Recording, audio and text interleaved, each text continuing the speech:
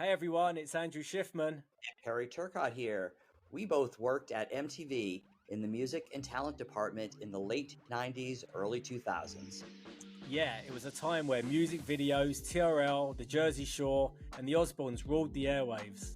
Yes, Andrew, those are some great years. So tune in every week as we catch up with old MTV coworkers, record label execs, VJs, and artists. I can't wait, Perry. We'll give you insights into meeting superstars before they were superstars and some juicy secrets from that golden age of MTV. So grab your headphones and get ready to relive the era of music television and the people who shaped a generation.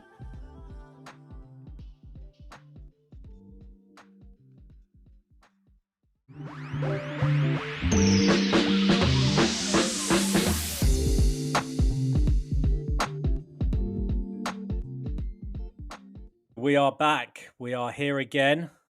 Our voices, because we are on streaming platforms. Welcome to the Music Lounge, Perry. How Thank you you, doing? Andrew. I'm great. How are you doing today? Good. This is our regular intro to each other. It's cool. It's funny. I'm coming to you from Tennessee today. Oh, nice. I'm still in New York.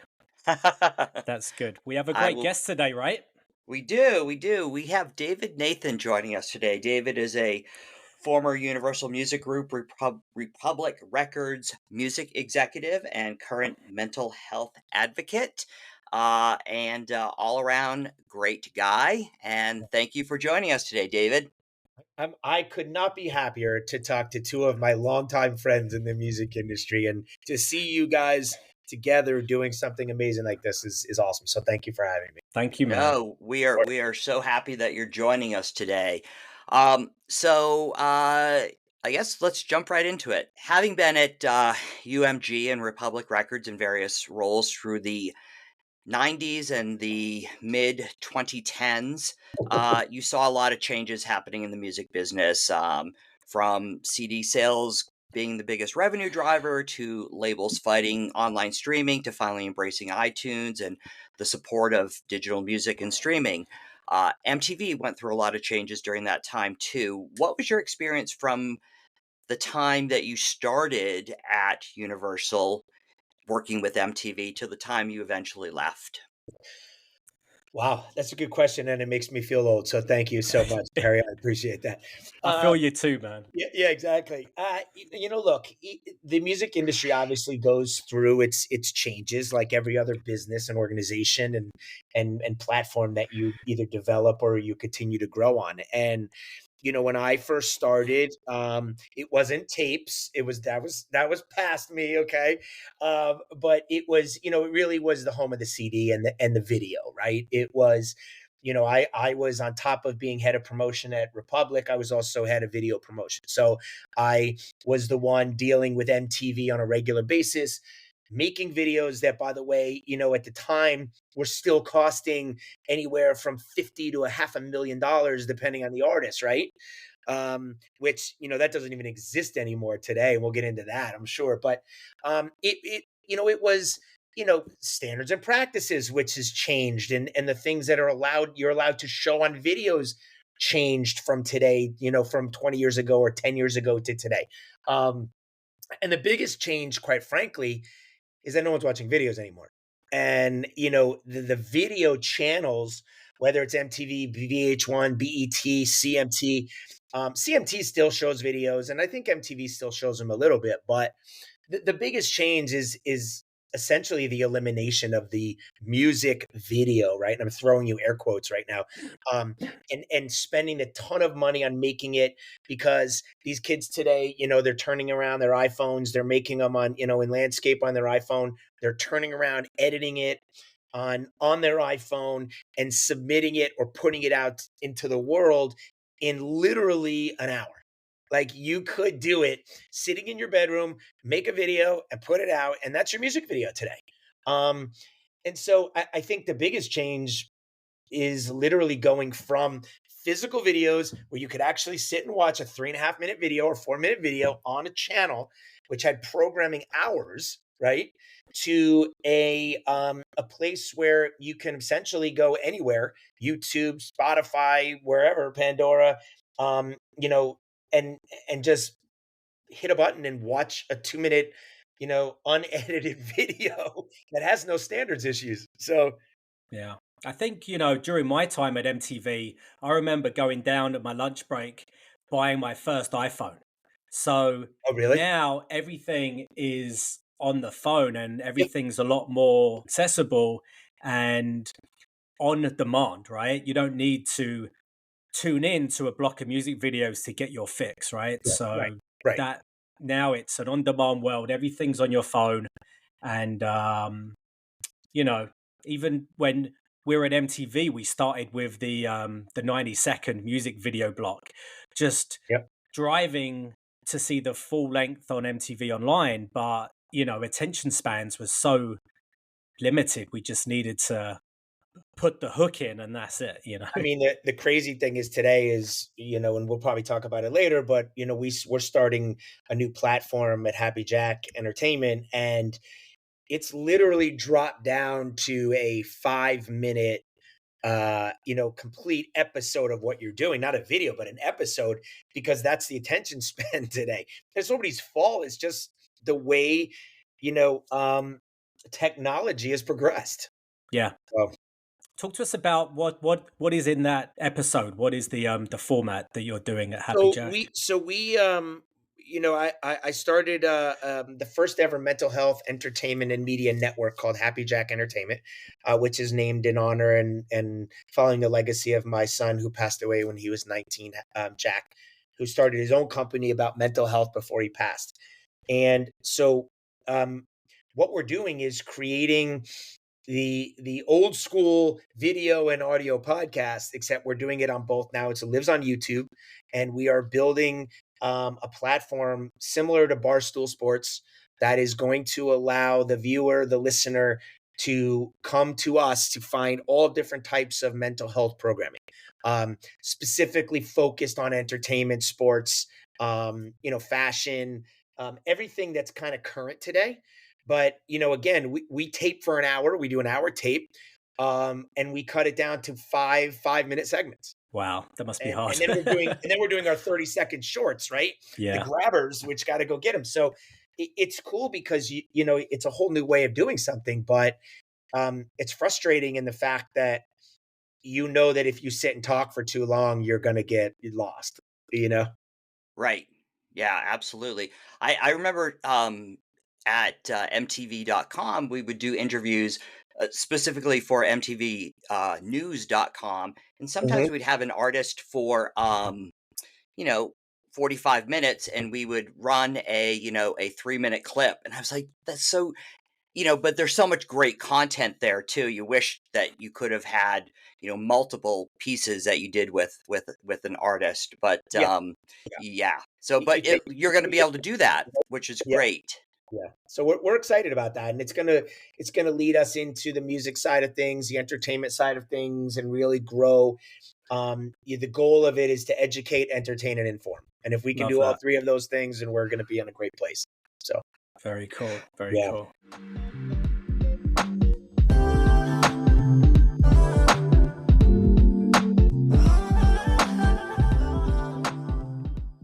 When we look at music videos, they were such a big part of the artist's career, basically as important as going for a radio single. The video was there to support that as well as help push album sales. And MTV really became that kind of tastemaker. Getting a video in to rotation was almost as important as going for a radio hit. Yeah. What were some of the most like production intensive or expensive videos that kind of came across your desk at that time Well, at the cash money Universal? ones were always expensive. Oh, The Lil Wayne, the Baby, Nicki Minaj, right. Drake.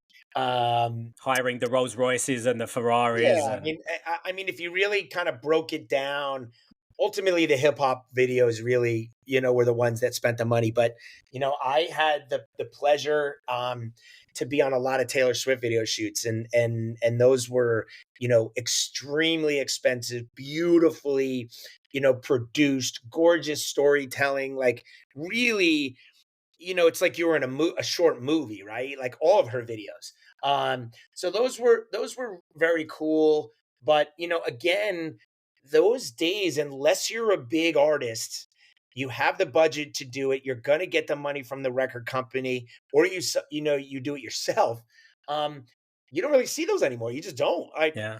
Taylor still makes them because there's stories, but there's not that many artists that do, and which I think makes it special for someone like Taylor when you see it. I mean, I was in Nashville last week and watched Post Malone and Luke Combs literally doing a video on the back of a flatbed Yeah. truck, just driving through Nashville with two porta johns sitting at the back end of the truck. Like, I saw that. Yeah.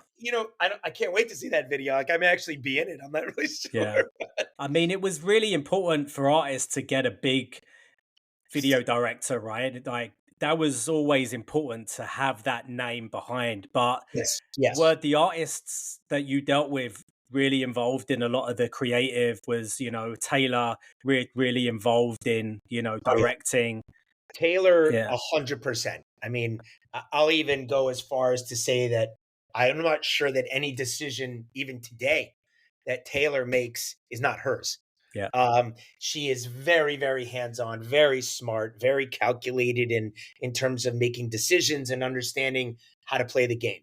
Um, again, when you dealt with country artists, yes, they're very hands-on, I think. When you deal with hip hop, I think they just essentially take direction. They're back in the day, there were video commissioners. There were, it was a secondary director almost, right? They worked for the record companies, and they would sit there and essentially direct the whole video with the director, and being that kind of conduit between the artist and the director of the video, and the producer. So I'm not really sure that exists anymore, to be honest with you, either. You talked a second ago about you know people being able to put up videos now without any edits being made or rights and clearances. What was one sort of edit that MTV requested of you for an artist's video that was just so like sort of outrageous and you were like, really? That's what they're asking for? Or what was something that was so egregious on the artist side that you were like, that's never going to pass standards? Um, well, the interesting, I always remember I would get notices about headless shots, right? Like it would be a shot of an artist's legs, or up to the torso but no head. And it would be like, in my mind, before I knew about that rule, I'd be like, what's the, like, I don't understand, what's the problem with that? It's just you're showing a body. And then then they broke into it a little bit, and we're like, well, it could be dead, it could be fine, who knows. So the headless shots were always an interesting thing for me. The other thing that I always laughed at were like the rules about uh, collegiate sports. So if somebody was wearing like a University of Miami hat, they couldn't wear it. But if they were wearing a Nike hat, sometimes it got through, sometimes it didn't. Maybe it just got blurred. There were very interesting rules about like college athletics and professional branding. Hmm. And now today, obviously with the NIL and all these different things, like there's no question you could be wearing 10 different things all over you, and it just goes out. Obviously the alcohol components were good. People got very creative in terms of sponsorships and trying to place different things in a different way. And I think today that's a little less of a problem. I think Yeah. they just kind of, they had a bottle of Topo Chico. I think Topo Chico is like the hottest thing right now, right? And we did an interview and we had it in there. My partner, he kind of like forced it on Juice World's mom. And I was like, I looked at him and I was like, you can't just you can't do that. Have it on the ground, and if she wants to grab it, she will. But you can't kind of place it on the table, in a way that it's sitting right there, so that we can go to Topo Chico and say, "Hey, look, we put your thing in the video. Can we get 10 grand?" So, but listen, sponsorships and brand partnerships has always been a very important piece of creating these videos, and doing it because they ended up paying for things. And when you're paying for $100,000 video or whatever it is, the record label doesn't want to front that money, so you got to offset the cost.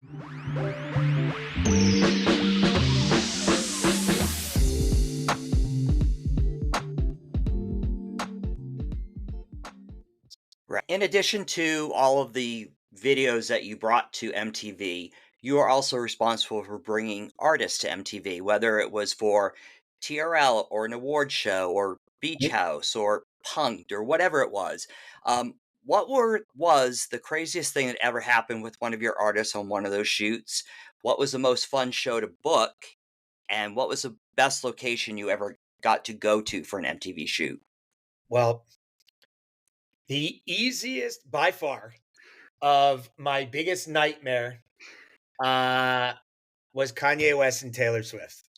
I mean, that was my nightmare as the head of video promotion, sitting right there in the audience, right before she goes on stage, sitting down, watching her win the award, knowing she had to perform in 10 minutes, right?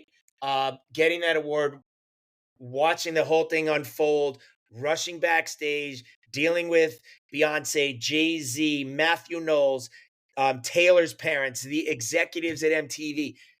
I had to deal with all of that. The finger pointing that this was you guys count. This was calculated. That everything from that to a racist thing to a sexist thing to you name it. That was getting thrown across the room, and I just always remember, walking out to 6th Avenue with Taylor, and I was in front of her, and I turned around to her, and she was very, very upset, and I said, look, this is your biggest moment right now. So let's put all this aside.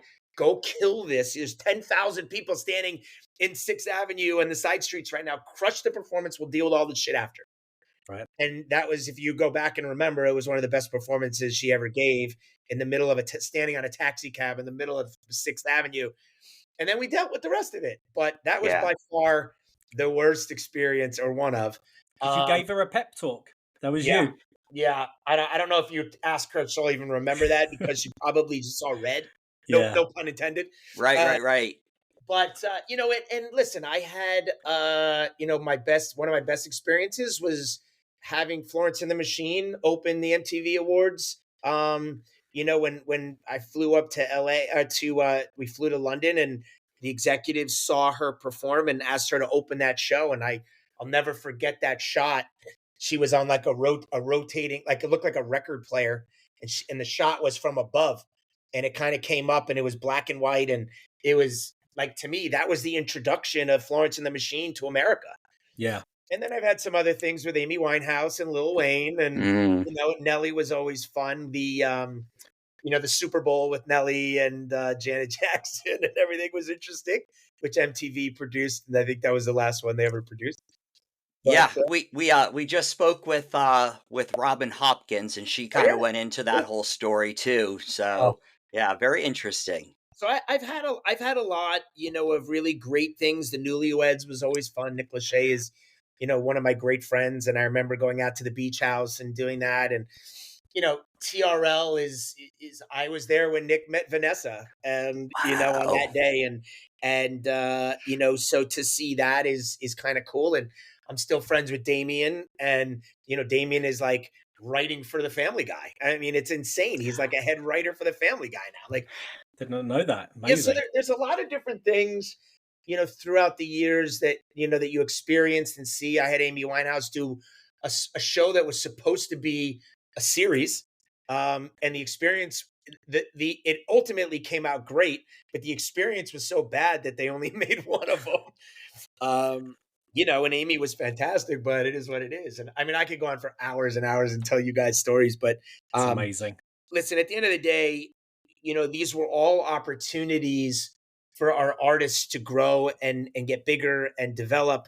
And this was an amazing platform to be able to use, whether it was MTV or, again, on the the countryside, CMT, and then all the MTV partners today. But yeah, it was a really great opportunity to expose new and developing acts all the way to the biggest acts in the world.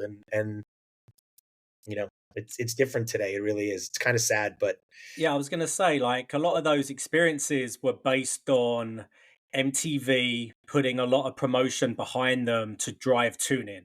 You yeah, don't have tune in anymore. Things no, are either, yes, a little bit of promotion, but they're just put out there in the world. So, yeah. I feel like a lot of those opportunities don't really level up to the hype that they were, 10, 15 years And ago. I don't know if you'll ever see that again. Yeah. In the world that we live in right now with immediate satisfaction, push a Yeah. button and go get whatever you want. I don't know if you'll ever see this kind of programming, these kind of things again. I Well, just don't. everything is so fragmented now Yeah, too. correct. Also, I mean, there's so many different places to get Yeah, anything you want yeah, that no one will ever have that sort of authoritarian voice of what MTV had as, saying, this is what you should be paying attention to. This is what you should be listening to. yeah, These are the videos you should be watching. yeah. Yeah. Pop culture is shaped completely differently today than it was even 10 years ago. It's such a difference.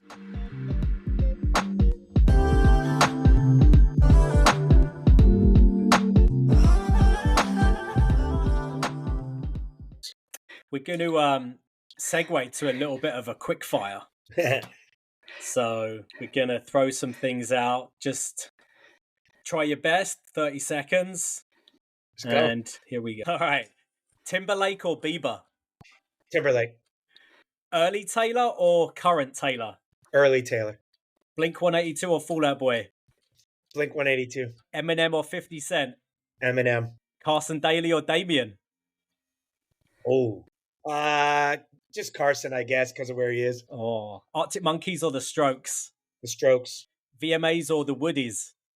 VMAs. And Beyonce or Destiny's Child? Oh, Destiny's Child. All right. I Very cool. love that. Very cool.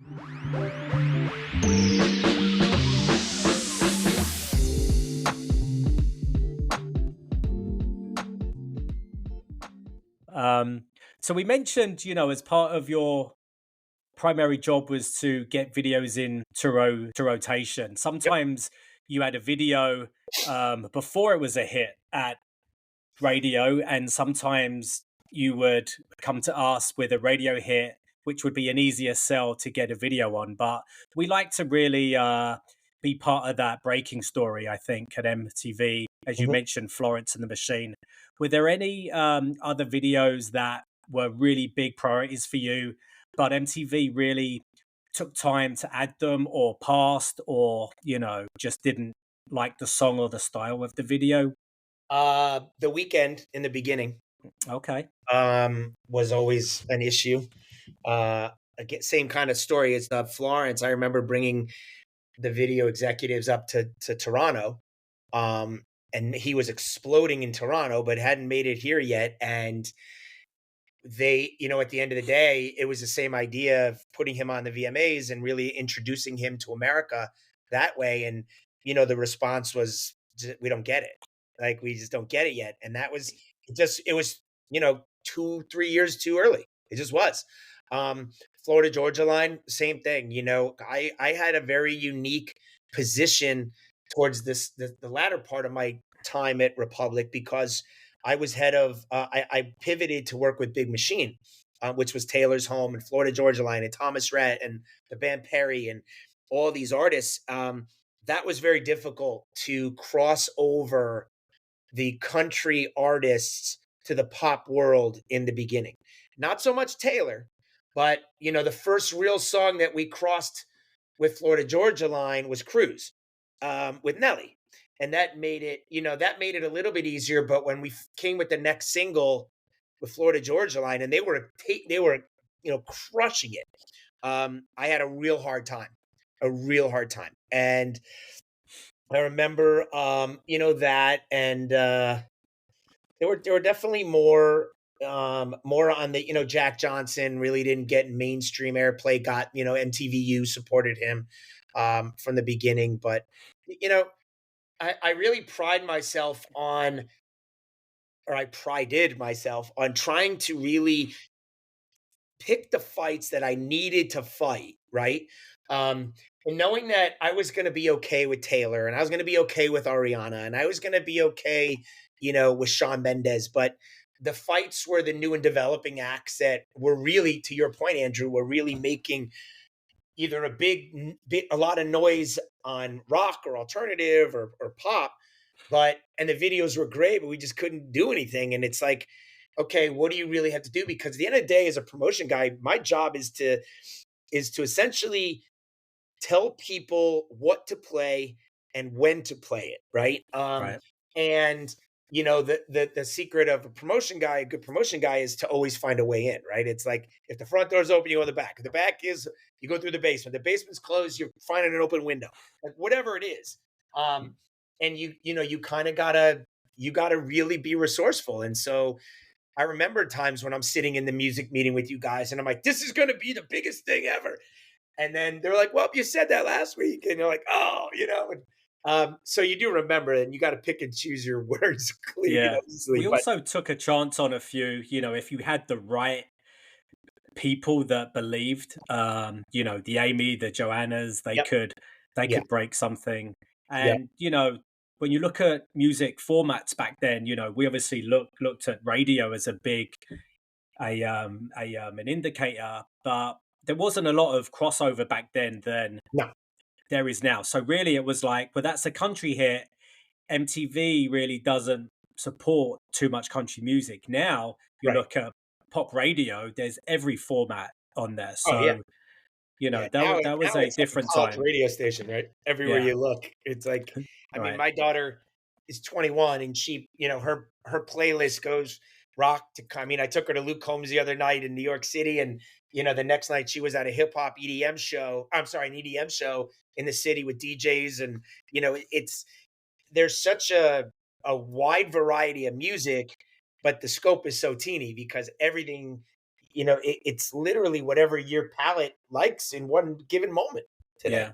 But we So did Yeah. try to have a diversity across our channels to make something work somewhere, right? yeah, To yeah, let it breathe and see how it exposes. yeah. And worst comes to the worst, we'll just put it on on MTV Online. Hey, MTVU was amazing. That gave us a lot of stuff. I mean, even jams and hits, and like all Yeah, these different shows and opportunities and channels. I think it really grew fast once it started to get launched. There was success, and then of course it would marry to, or it would, graduate to VH1 when it became older, or whatever. But we won't go there. We won't go there. S-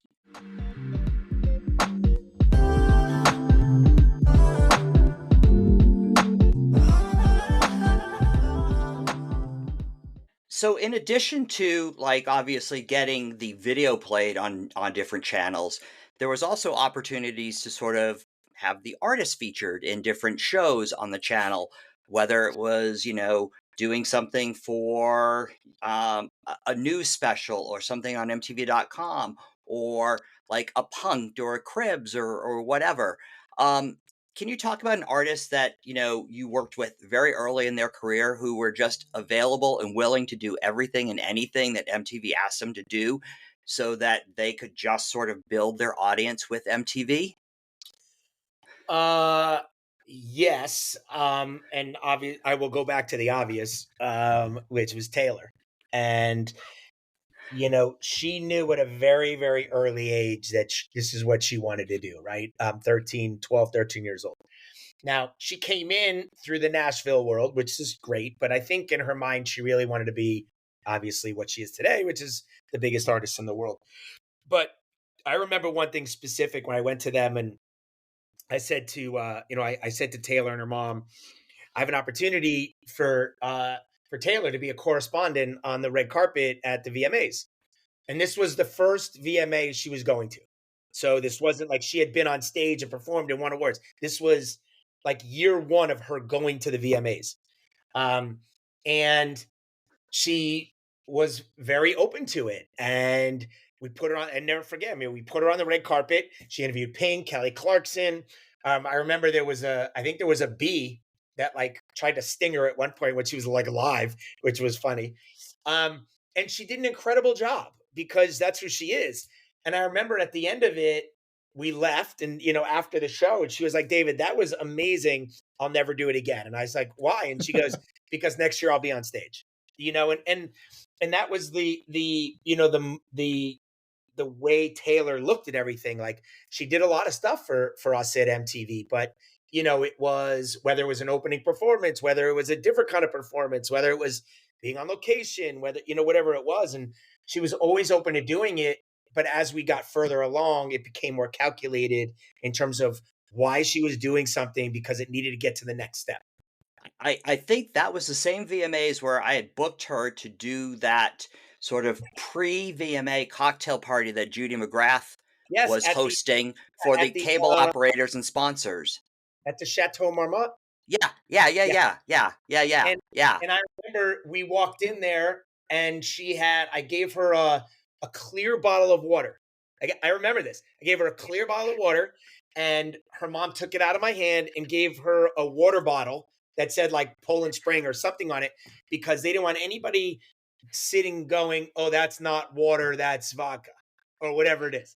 And Right. she was 15, I think, at the time. Yeah, that I remember that night perfectly. I mean, it's so funny. You're right. We did that. Yes, you're 100% right. Yeah. I mean, it was, I look back on that and I go, God, I can't believe that's the artist who did that, who has become the biggest artist in the world today. But that's probably why, too, she was willing to do all of that stuff to get to where she is now.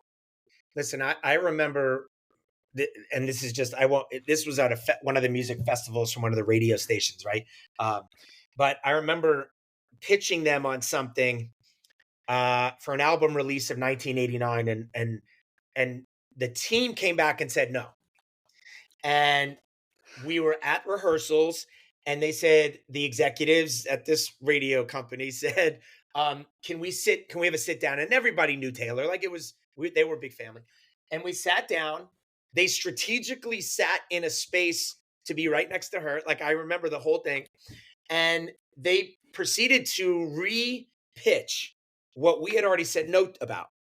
And the response from Taylor after she got the whole thing, she looked at her mom, and I remember she's like, why wouldn't I do that? And we ended up doing it. It was an amazing radio takeover rooftop event that caused pandemonium and press, and it ended up being a huge event. But Taylor, to her credit, knew that was a moment to do something. So to your point, Perry, it's like, yes, she did a lot, but I think that every single thing she did in the back of her mind, she's like, how do I okay, so I'm going to do this, and then that's going to give me goodwill, and then I'm going to be able to go do this, and then that's going to give, and up she went. And so you're 1,000% right, because there is not one artist smarter and better equipped to handle any situation than Taylor. I will tell you that my entire career. She was born to be who she is now, and she obviously had the confidence and the savviness at a young age to make those decisions and know, as you were saying, if I do this, I will be able to then grow and do this. Like, she knew the path, I think, right? Yeah, and what's interesting is, so I manage an artist right now. I have a 15-year-old country pop girl who just moved from New York to Nashville, and a lot of similarities, like hard work. Parents are in finance. Like, it's very interesting to me. And, we joke about it all the time when I introduce her to people. I'm like, there was some other girl that I worked with at 14, 15 years old. I can't remember her name. It's like something Smith or Whift or something like that. I'm not really sure where she's gone today, but, oh, wait, she's the biggest artist in the world. And, it gives the people that I'm working with today the confidence to know that I was there, Andrea, as you're saying, going this way to this way, this way, this way, right? I was there from, basically every step of Taylor's career and saw it. So for me, it's like, I love watching it on a new artist do it, in the way they work, their work ethic, because no one has a better work ethic than Taylor. All right. Anyone on the hip hop side that sort of had that same sort of experience with? Yeah, Nelly did. Nelly did a lot. Nelly did I think he did Cribs. I think he did Wild and Out. I think he did Punked. I know he did the Rock and Jock. I know he did TRL a ton of times. I know he did the VMAs a ton of times. So Nelly was always one that, he didn't fly very often. So it was like you had to get him in on a bus or whatever. So Wow. some of the stuff didn't happen only for timing reasons, right? But he was always very open to doing anything we really came to them more. And listen, credit to you guys and the executive team that or the creative teams that always came to us with different ideas, right? It wasn't always the same. Okay, it's Rock and Jock, so this guy's going to play in this team and this one's going to play in this team. Like, no, it had different twists and angles to it, and this one's playing with this one, and maybe at halftime there's going to be like whatever it was, and really gave us the opportunity to then go back and pitch again, because now it's different. Right. And I really appreciated that as we grew with MTV and our artists, because it really gave them the opportunity to do things multiple times. We had talked about that a little bit with Lisa DeLuca too. Andrew, you Yeah. had mentioned how you and Lisa would always kind of try and come up with something. If there wasn't something that already existed to make something work with an artist, you tried to come up with something different to make something Mhm. work with an artist. Right, right. Knowing what they like and what makes them go, right? Like, you're not going to pitch somebody something that the artist hates because they're not going to do it. It just, Right. you know, Yeah. Exactly. Yeah. We need to create the best TV experience, and massaging a concept, customizing it a little yeah, bit for that artist only makes better TV. So 100%. that's what we Yeah. tried to do. Very cool. Yeah. Thank you for taking the time today, David. We really, really appreciate it. What's the name of the artist you're working with now? So her name's Cooper Ramsey. And she is 15 years old, grew up in New York City, and just moved to Nashville. And I'm actually flying to Nashville a little later today. So Great. And Excellent. the Yeah. 5 minute kind of episodes, when are you going to be rolling those out? So those are out. If you go Okay. to our YouTube page, is It's Happy Jack. So it's ITSHAPPYJACK. And you can find them all there. And there's longer. You can obviously pull the longer version of it, but we just released, like I said, we just released Carmela Wallace, who's Juice WRLD's mom. We've done interviews with Flavor Flav. We've done interviews with Umi and Anissa, but also Kenneth Cole, which was a great one. And we've done Laura Marano, who was a child star on Disney and a huge supporter of MTV stuff moving forward or in the past. And then we just did one with Dr. Jerome Adams, who is the former U.S. Surgeon General of the United States. The idea of this is, again, is to really entertain, educate, and inform. So it's not just about music. We have two different shows right now, one called Misunderstood and one called Therapy Sessions. Therapy Sessions is all about music. Misunderstood is kind of influencer, athlete, doctor, professional, whatever. So yeah, go check it out, please. Yes, definitely. Very cool. Well, we'll make you go and catch a flight. Great to have you on. Thank you. Great to hear about what you got going on, and obviously talking about the old times. Yeah. It's always fun to do that, right? Always. Yeah. Well, look, Thank you yeah. so much. I think what you guys are doing is great. We appreciate it. Will Of course. do. All right, man. Well, Okay, thank you guys. so much. Cheers. Thank you, David. We'll Thanks, talk guys. soon. Thank